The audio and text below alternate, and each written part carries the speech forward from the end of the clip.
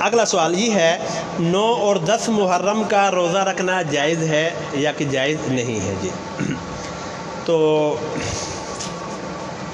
نبی کریم صلی اللہ علیہ وآلہ وسلم سے پہلے بھی لوگ 10 محرم کا روزہ رکھتے تھے. نبی کریم صلی اللہ علیہ وسلم سے پہلے بھی لوگ 10 محرم کا روزہ رکھتے تھے، اور اسلام کے اندر بھی 10 محرم کو فضیلت حاصل ہے، اس لیے مسلمان بھی روزہ رکھتے تھے.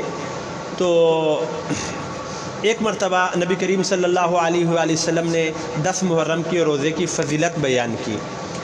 تو صحابہ نے عرض کیا اللہ کے رسول کہ اس دن جو ہے یہودی وہ بھی روزہ رکھتے ہیں.